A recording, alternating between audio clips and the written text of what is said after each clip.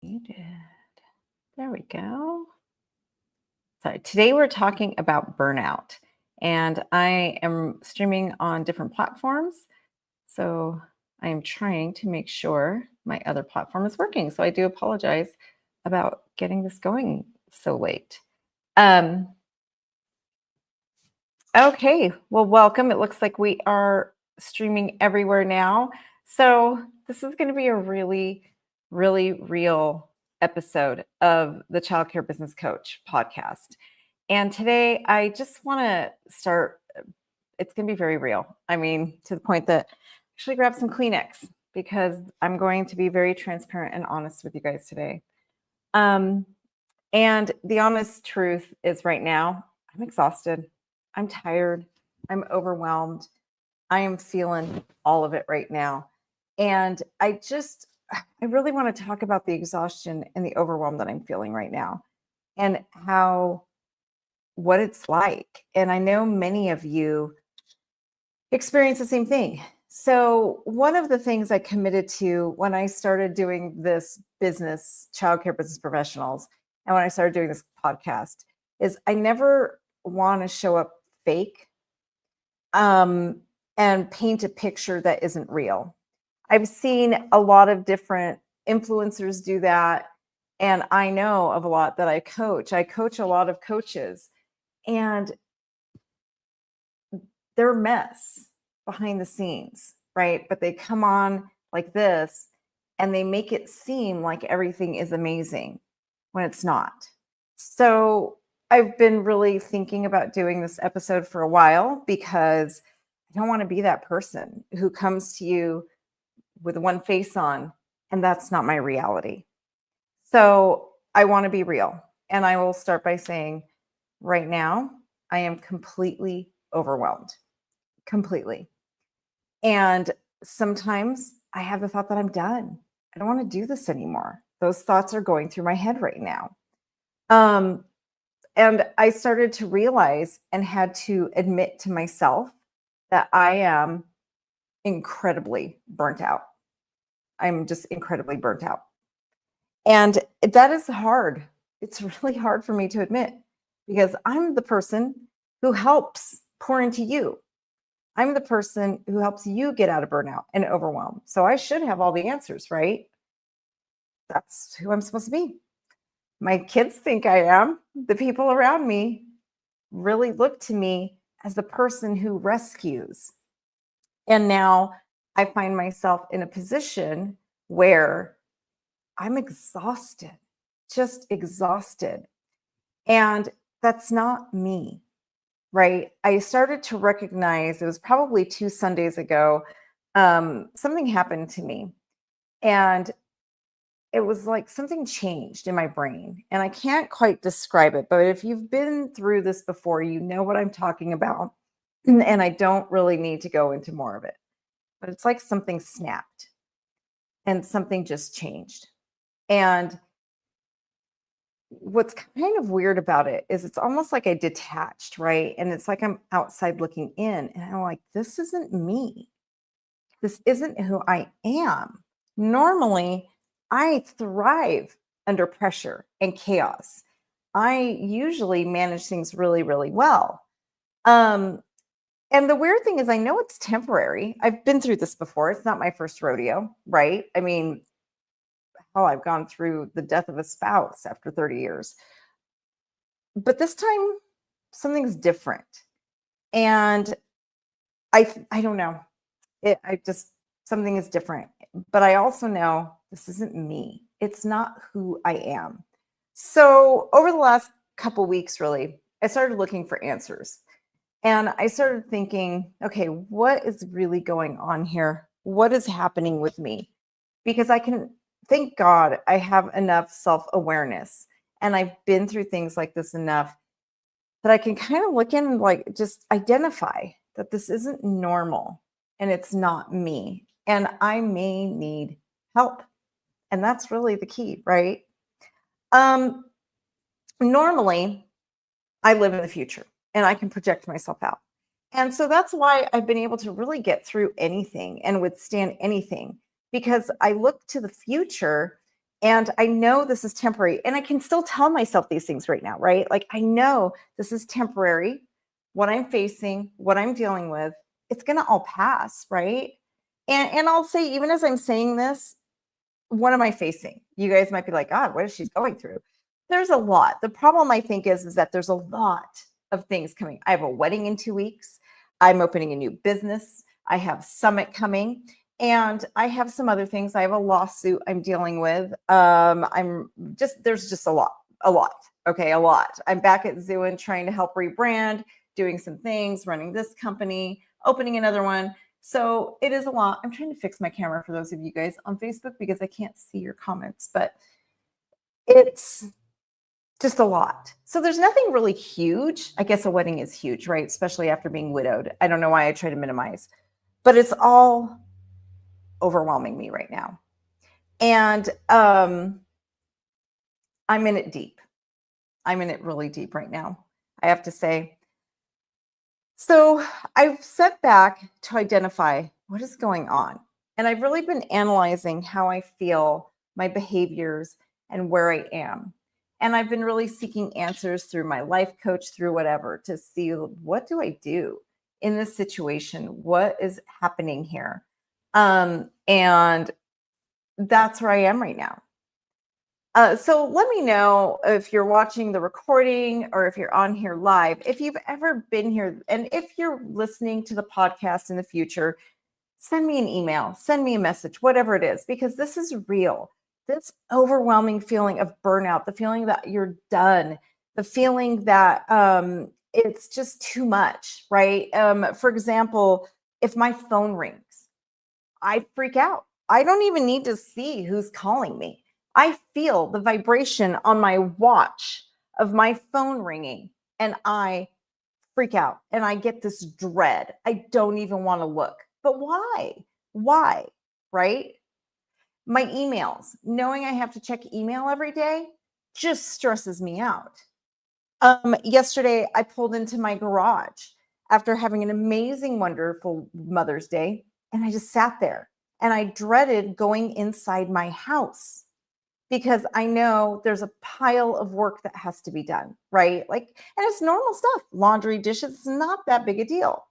So let me know, have you been there? Have you had those feelings of just that complete overwhelm and knowing that the littlest things that shouldn't be triggering you are actually triggering you, right? So those are those signs of absolute exhaustion. I can't wake up in the mornings. I'm dreaming about work nonstop. But the worst part is I'm dreaming about like crazy things that aren't even like real, right? So let me know if you can relate. So also, it's hard to look forward when you're in these situations. It's hard to see past logically. You know, I know that this is temporary. Everything passes, right? Everything is better with time. I have a method that I normally do where if it's a little thing, I just tell myself in 2 weeks, it's going to be resolved. It's not going to be a big deal, right? Like if I have to go to the dentist something like that. If it's bigger, I tell myself 2 months. In 2 months, it's going to be behind me. Some things are huge. And I tell myself 2 years. In 2 years, this is going to be resolved. It's all going to be water under the bridge. Not a big deal. Right now, it's really hard to grasp that. It's very, very hard to grasp that right now. So how do you deal with this, right? And normally I teach on this. That's why this is really hard for me talking to you guys about this because I normally help you get out of the burnout. I normally relieve the stress that you're experiencing, right?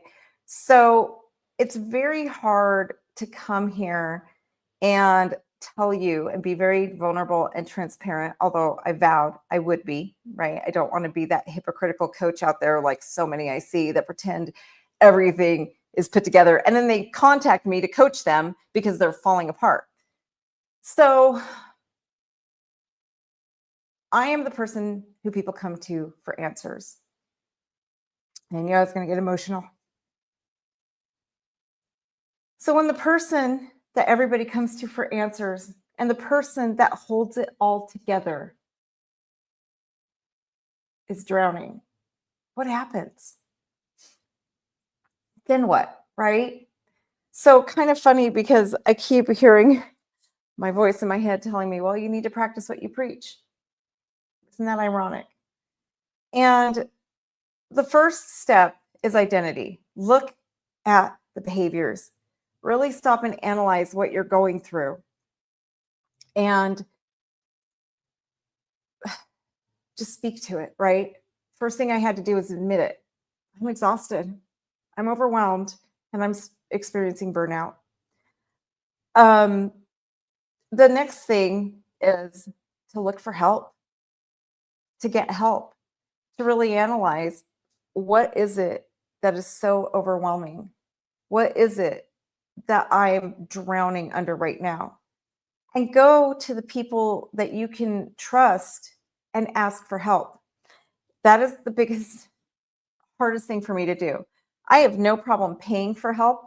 I will hire people to do a lot of things, right? But with an impending lawsuit, with a wedding, with a lot of things right now, I have to be very budget minded, right? I can't just go and hire people to do all of the extra things I need when I have a summit coming, 200 people, right? Those summits are very expensive. I have a wedding. I mean, there's just so much coming up, and I'm opening a new business. So I can't just hire people to come in and help. So I basically have to be vulnerable, go to my loved ones, the people I'm normally there to hold it together for, and just say, I'm drowning, I need help. And that's not easy, but it is necessary. And I really have to look at, if I'm going to make it through this, I have to do this. I have to get help, right? So let me see. I'm looking at my notes because I knew I was going to have a hard time holding it together for this one. The other thing too is I have to recognize that my parasympathetic nervous system has taken over. And what that is it's your fight or flight. I am literally, like I teach teachers, I'm in my caveman brain, right? My caveman brain is taken over right now. And so I'm in fight or flight. I'm living in fight or flight right now. So what happens is it's very hard to get my rational brain to think. My frontal lobe isn't quite in charge right now. And I recognize that. Most of you may not understand the difference, but when you're in that state of overwhelm and exhaustion, you may not even realize and know that you just went into the caveman brain, and your caveman brain is now the one calling the shots. And that means your rational brain isn't working. It's all emotional.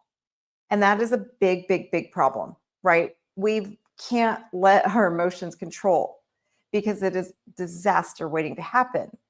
So recognizing when you're in that position, like even right now, I can feel my shoulders are tense. My heart is racing a little harder.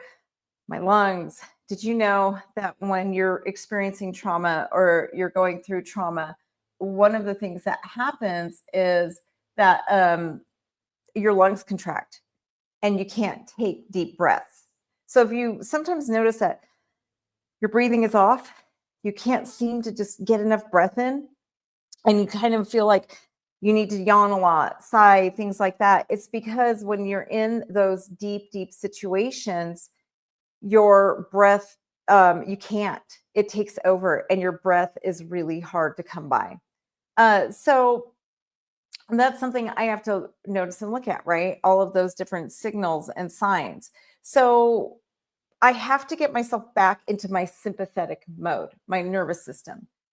In order to be able to come out of my caveman brain and to go back into my logical brain, I've got to be aware of what's happening to me right now. And I need to do things that will reel me back in, right? The easiest, quickest thing you can do is breath work. And I know for some of you, it's like, oh, that breath mumbo jumbo, it works. And I mean, it is science. It is absolute science. You guys know I am a devout Christian.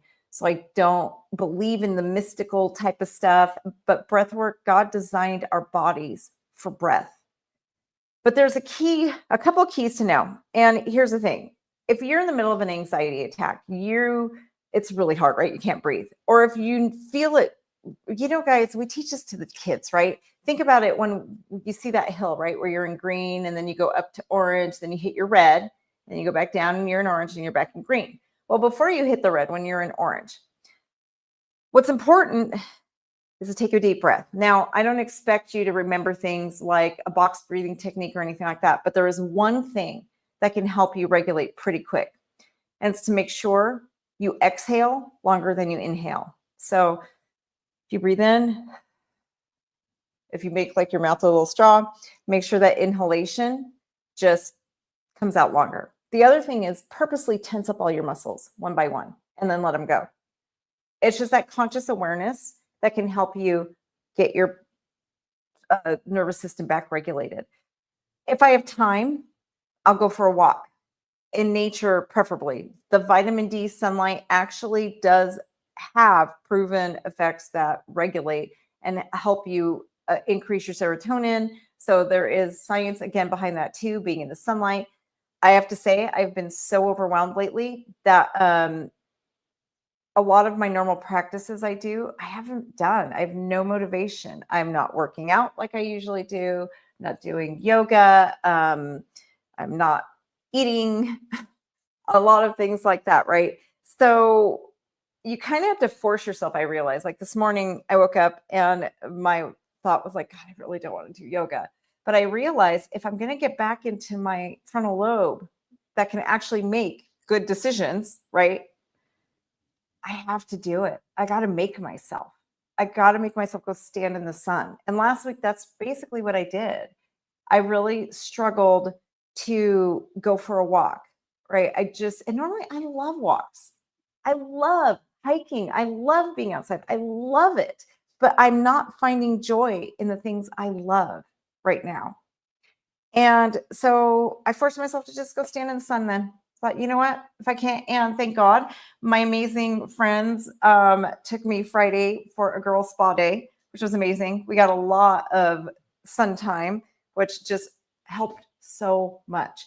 Had to take the day off, had to stop everything, but it was worth it. I needed it so bad, so badly. So find something that you can do in the moment to bring yourself out of that. You got to get out of caveman brain and back into your logical, right? Take a deep breath. Make sure you exhale longer. Tense your muscles. Let it go. Get out into the sun. Take a walk if you can.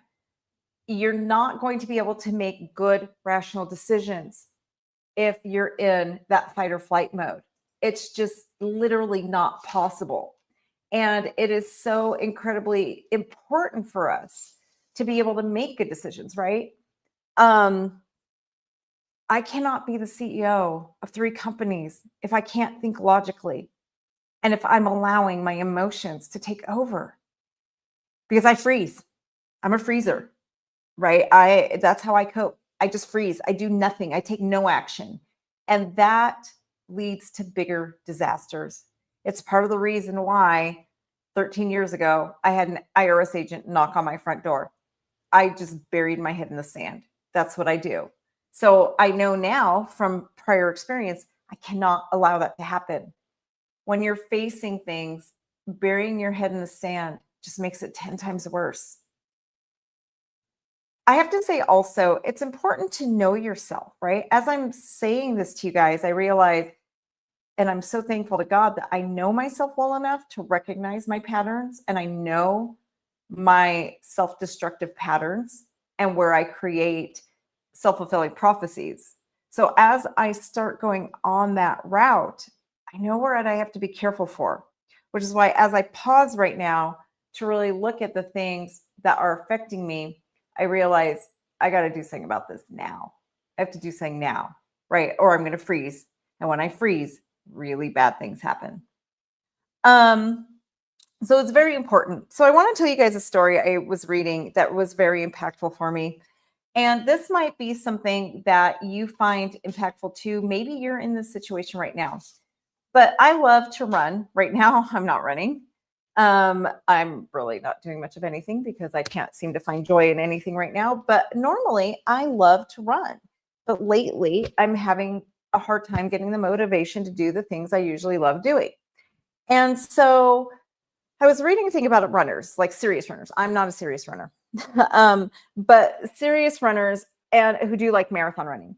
And there was a story about a lady, and she was talking about how she was running 23 miles, or she was doing a 26-mile run, and she was on the 23rd mile, and her hip was hurting super bad. She had a raging headache. Her legs were on fire, and she was talking about how um, when you're running, it isn't the physical you have to overcome, it's the mental. She said that it's not your physical that you're really training so much as your mental. Most people only run on 20% of their physical ability. Our brains are the ones who stop us, right? It's our outlook. And she said, you have to overcome your mind, not your body. And what she said next really changed a lot for me. She said, when you're feeling this pain and things are overwhelming and your body is on fire, the left side of your brain starts to kick in and it starts to say, just stop. You need to stop now. You're not okay. You need to slow down and you need to stop. And it basically starts rationalizing. Everybody will understand if you stop. Everybody's going to, nobody's going to judge you. I mean, come on, you've gone this far. Look at what you're going through. It is totally justifiable if you give up now. It's okay. You're going to make it. Well, this woman was talking about how she had 30 minutes to complete 3 miles.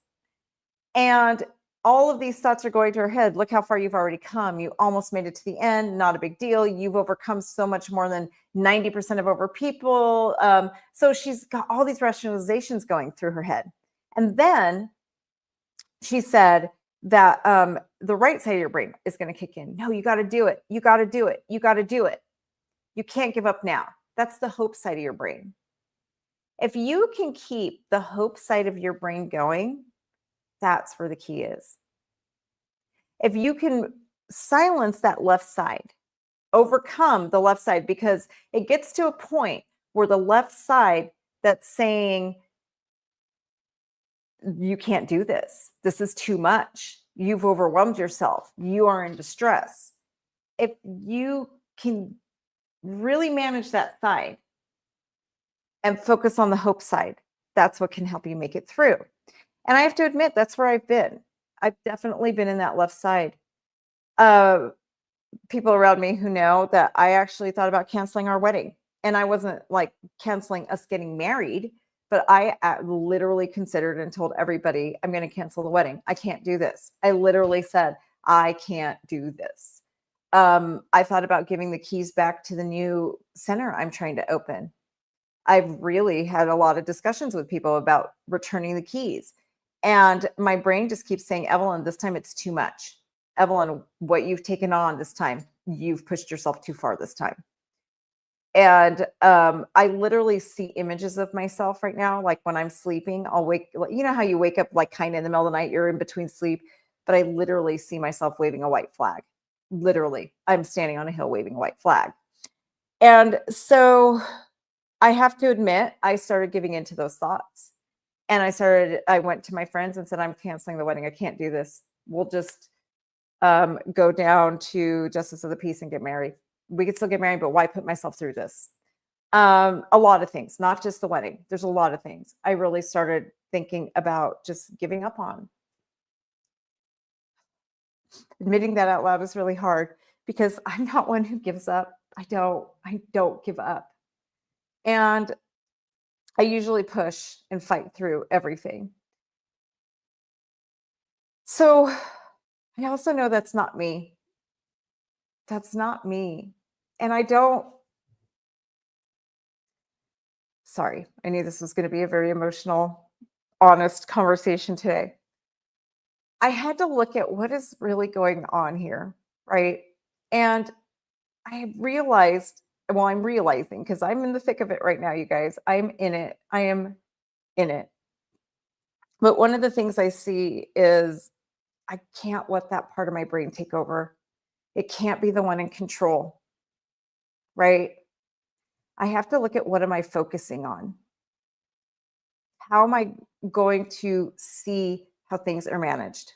And you guys know I'm a God girl, and most of you who watch my videos or listen to my podcast are usually God people too. And I have to say, even if you're not, faith is huge. And faith gets us through so much because that's where your hope is, right? So as I was praying one day, I said, God, I can't do all this. Why are you having me do this? 'Cause one of the things I kept praying about is, am I really supposed to be doing all of this? So I even started praying, like, God, am I supposed to shut down one of my other businesses? I don't understand why you have me doing all this right now. And I mean, he's made it very clear. No, you're supposed to be doing this. Yes, you are opening a new business. Yes, you are doing all of this. So I really struggled and thought, well, how am I going to do this, Lord? I can't do all of this. And he said to me, then stop trying to do my job. Let me do my part. And I'll admit, I don't fully understand right now. But what it did make me realize is my focus was all on me. I wasn't going to my team for help. In fact, I was trying to save them from a lot of the burden. I was really trying to help them not feel it. And the same thing with my own children. My son is moving. He's actually getting ready to become a missionary in Japan, which is another huge stressor, right? Huge stress knowing that my son is moving to Japan, which I'm so proud of him. But I'm looking at the things he's struggling with, and mom is trying to swoop in and save him too. And I just realized that, like faith or not, there's so many areas that I wasn't letting people do their part. Even with my fiance, he's telling me the same thing. Let me help you. And that can be hard for those us A personalities, right? As A types who've been wounded in the past and kind of been left on our own. And we get this fear that we can't rely on anybody, right? That's why I'm where I am today. I have three amazing, wonderful companies. And I've tried to carry it all on my shoulders by myself. And I'm here waving my white flag and realizing I can't do it by myself. I wasn't meant to do it alone. So if you're in the same situation, I would love to hear from you. I'd love to hear from you. And again, I just always want to be that transparent coach. I don't want to pretend like I'm something I'm not. I don't want to ever paint this picture of this perfect, amazing business life that I've created, right? Make it look like I'm this amazing entrepreneur that has it all together, because that's not real. None of us really have it all together. And I want you to see the good and the ugly. And right now I'm in the middle of the ugly. But we're going to do this together. So regulate your nervous system and be in community. I have an amazing, amazing community of people who come alongside me and who want to help. Even my son who owns his own company, basically called his staff and just said, "Hey guys, I got to go part-time through the next couple months because my mom needs me."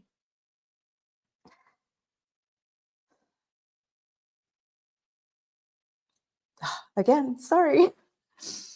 Um, so as soon as I waved my white flag and let people see where I am and let them see that I'm drowning, I started getting so much help, even with the wedding. Christina, who works, all know and love Christina. She has stepped in so much, even some of our clients at CCBP. It's amazing, you guys. And that's one of the things I love the most about childcare business professionals. This amazing business I built is that it's not just me pouring into you. You guys pour into me too. And for that, I am so incredibly grateful. that when I'm in this, I can't even tell you how many of my clients saw it before I did and have just reached out to me and said, Evelyn, what can I do to help you? You've helped me so much. And so now I even have clients who've become close friends because they've stepped in to help me. So, yeah, being vulnerable like this is really hard. It's really, really hard. Being honest like this is not easy and can be a blow to the ego. I'm not going to lie, right? But what is my ego really going to get me in the long run if I can't admit and wave that white flag when it's time? I need help. That's where I am today. And that is so hard to say. Oh, just want to bite my tongue after saying. So let me know in the comments if you've been there. And I would love suggestions. How did you help yourself get out of it? I'm trying again to regulate my nervous system.